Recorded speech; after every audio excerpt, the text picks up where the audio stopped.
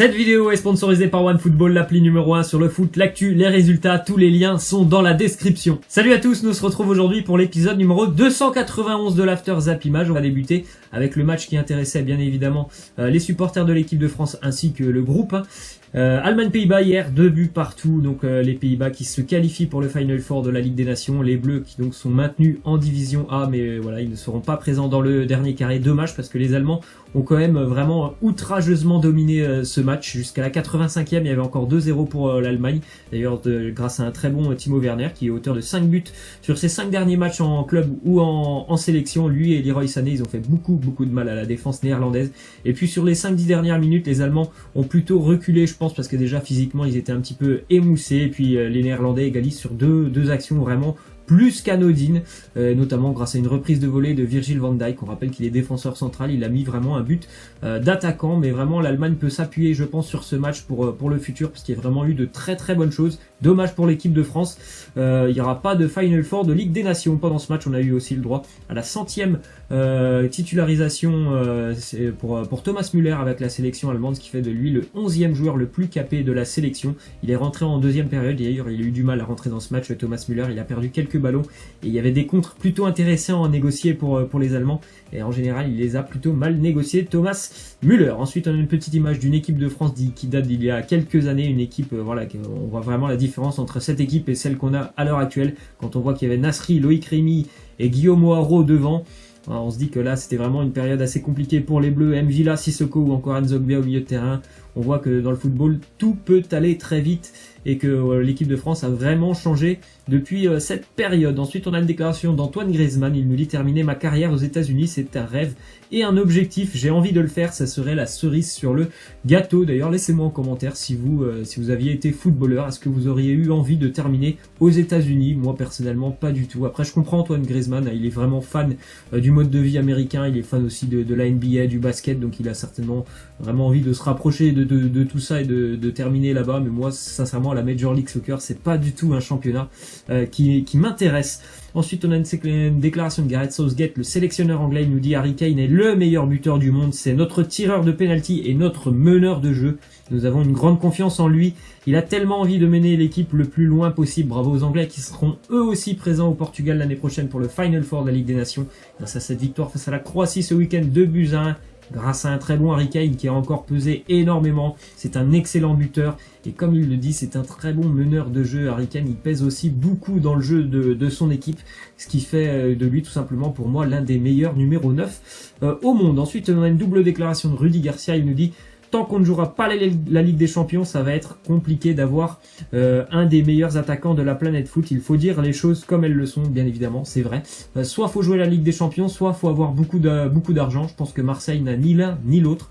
Marseille a de l'argent, mais je pense pas qu'ils en ont énormément pour pouvoir recruter les meilleurs attaquants de la planète. Et actuellement, ils ont toujours du mal à aller chercher une qualification en Ligue des Champions. Donc pour le moment, ça sera plutôt des attaquants de seconde zone, je pense, pour l'Olympique de Marseille. Ensuite, il nous reparle du dossier Balotelli. Il nous dit: je ne pense pas que le dossier Balotelli ait été mal géré. Il a été très bien géré, c'était une opportunité, mais je ne pense pas que c'était spécialement la priorité de notre mercato estival. Alors bon, j'aimerais bien savoir quelle a été la priorité quand même de l'OM sur ce mercato, parce que pour le moment, je trouve que les recrues, mis à part Kevin Strootman, elles apportent pas beaucoup quand même au collectif marseillais. Et quand je pense qu'on ment aux supporters marseillais, quand je vois Germain et Mitroglou depuis le début d'année, mais ça ne date pas non plus que de cette année, je pense que l'OM avait besoin d'un nouvel attaquant, même si c'était pas forcément Balotelli. Je pense qu'il fallait que l'OM recrute cet été, donc moi j'espère pour eux, j'espère que pour l'OM ils vont pouvoir recruter un attaquant au mois de janvier. Ensuite on a une déclaration de Ricardo, l'entraîneur bordelais. Il nous dit: si on ne se qualifie pas pour une Coupe d'Europe, mais que notre jeu plaît aux supporters, c'est aussi bien plus que la qualification pour l'Europe. Il y a la qualité de jeu, l'esprit d'équipe. Les supporters sont exigeants à Bordeaux. Je pense qu'il y a moyen de faire quelque chose avec cette équipe de Bordeaux. Il y a quand même de la qualité. Quand je vois Caramo, Camano, Depréville en attaque, Sankaré, Jaroslav Plazil au milieu de terrain, il y a la toute Cornelius qui est arrivé. Il y a quand même des joueurs de qualité pour pouvoir faire quelque chose avec cette équipe des Girondins, et pourtant ils sont encore une fois au milieu de tableau en Ligue 1. Ils ont du mal à enchaîner des résultats. Ça fait 6 matchs qu'ils n'ont pas gagné, plus d'1 mois et demi en Ligue 1 qu'ils n'ont pas gagné les Girondins, et pourtant il y a quand même une équipe où il y a de la qualité.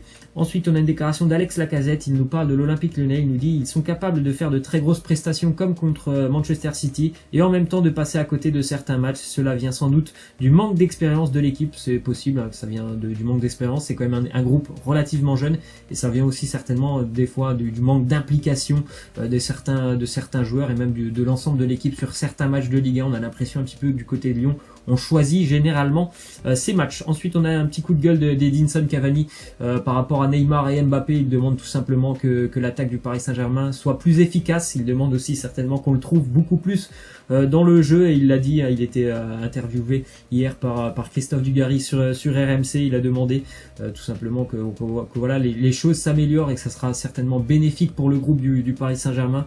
À l'heure actuelle, il nous dit on ne peut pas rester comme ça. Pour tout le monde, ça ne peut pas continuer comme ça. C'est négatif parfois pour l'équipe, mais aussi des fois c'est négatif pour les attaquants. Je pense que voilà, tout le monde le voit bien que Neymar et Mbappé, ça va plutôt pas mal, mais dès lors qu'il faut trouver Cavani, c'est un peu plus compliqué. Donc voilà, il s'est un petit peu plaint de tout ça. Edinson Cavani. Ensuite, on a une déclaration de Luis Suarez à propos de Dembélé. Il nous dit je pense qu'être footballeur est un privilège. Je crois qu'il devrait se concentrer davantage sur le football et s'inspirer d'exemples de professionnalisme qu'il y a dans le vestiaire du Barça. Encore une fois, Dembélé repris par un joueur du Barça, ça n'arrête plus hein, depuis quelques semaines. Tous les joueurs du Barça font une petite déclaration sur Dembélé et puis voilà, ça montre tout simplement que Dembélé, il faut qu'il travaille son professionnalisme, son implication aux entraînements. Il y a beaucoup de choses qu'on lui reproche hein, du côté de Barcelone, alors qu'on le sait quand même, il a un énorme talent. Mais voilà, il y a le monde du football et le monde du très haut niveau demande des exigences et visiblement pour le moment Dembélé a du mal à s'y faire. Ensuite, on a appris que Thomas Vermaelen souhaitait quitter le Barça en fin de saison. Il souhaite rebondir en Première Ligue la saison prochaine, lui qui est à Barcelone depuis maintenant 4 ans je crois et qui n'a pas dépassé les plus de 50 matchs avec le Barça. C'est quand même plutôt un bilan plutôt moyen quand même pour Thomas Vermaelen. En 4 ans, moins de 50 matchs avec le Barça. C'est un joueur, je pense, qui peut encore apporter. Mais voilà, faut qu'il ait beaucoup plus de temps de jeu. Ensuite, on a appris que Axel Witsel était dans le viseur de Manchester United et notamment de José Mourinho. Après, je suis pas sûr que ce soit une bonne idée pour Manchester United. Il me semble quand même que Marouane Fellaini est un petit peu un joueur du même profil, même si je pense que Witsel est meilleur, on va dire, dans l'utilisation du ballon. Mais après, voilà, c'est quand même des profils assez similaires au milieu de terrain. Ensuite, on a une déclaration de Maurizio Sarri, l'entraîneur de Chelsea, nous dit Klopp est celui dont je me sens le plus proche footballistiquement parlant. Mourinho a des qualités humaines extraordinaires, il a tout gagné. Emery est un excellent professionnel et son style de jeu offensif est d'un niveau très élevé. C'est vrai qu'il y a de très très bons entraîneurs en Première Ligue et c'est ce qui rend ce championnat aussi intéressant à suivre. Il y a beaucoup de philosophies de jeu assez différentes, même s'ils sont souvent en général basés sur la possession, les attaques assez rapides, mais c'est vrai que la Première Ligue est hyper intéressante à suivre depuis quelques années avec bon nombre de philosophies de jeu. Ensuite, on a appris que José Callejon pourrait prolonger son contrat jusqu'en 2021 avec le Napoli. Il a quand même 31 ans, hein, José Callejon, lui qui évolue au Napoli depuis déjà de nombreuses années. Début de saison plutôt compliqué pour lui avec le Napoli.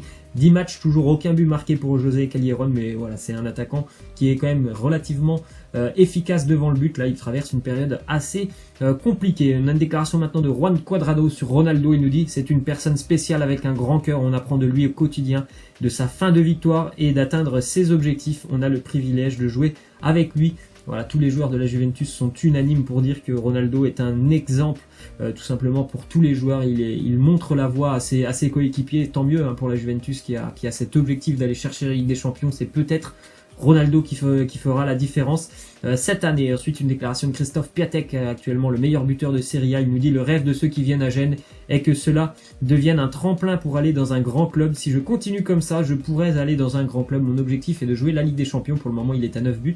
Il n'a pas marqué depuis 1 mois et demi. 5 matchs en championnat, Christophe Piatek. Mais bon, voilà, il a fait un super début de saison. Je pense qu'il va retrouver le chemin des filets. Et c'est vrai qu'en général, hein, quand on passe par le Genoa, on sait qu'on va pas rester là hein, si on a envie d'aller voir plus haut, parce que le Genoa, c'est quand même une équipe moyenne de Serie A qui peut parfois titiller les places, on va dire, d'Europa League, mais en général, voilà, le Genoa termine au milieu de tableau. Ensuite, on a une petite image de Gianluigi Buffon, il y a 23 ans, jour pour jour, il faisait ses débuts avec le club de Parme, puis après il y a eu la Juve, le PSG, bien évidemment la sélection italienne, un gardien qui va marquer et qui a déjà marqué l'histoire du football. Un petit résultat hier, le match nul entre l'équipe de France Espoir et l'Espagne, but de Mateta pour les Bleuets, c'était un match amical. Ces deux équipes sont déjà qualifiées pour l'Euro 2020. Et on va terminer avec la question de fin. Donc on voit les 4 nations présentes au Final Four de la Ligue des Nations. La Suisse, les Pays-Bas, l'Angleterre et le Portugal. Je vais pas vous demander qui sera vainqueur parce que là c'est dans un petit peu moins d'un an, donc c'est un peu tôt pour parler de tout ça. Mais est-ce que vous êtes surpris de voir ces 4 équipes se qualifier donc pour ce Final Four de la Ligue des Nations? Moi je suis quand même assez surpris déjà de voir les Pays-Bas qui étaient dans notre groupe, la Suisse aussi, l'Angleterre aussi qui pour moi n'était pas favori de son groupe, le Portugal pour moi était quand même relativement favori par rapport à l'Italie, donc voilà, assez surpris quand même de voir ce quatuor. Laissez-moi en commentaire tout ça. Voilà, j'espère que ça vous aura plu, moi je vous laisse et je vous dis à demain, ciao.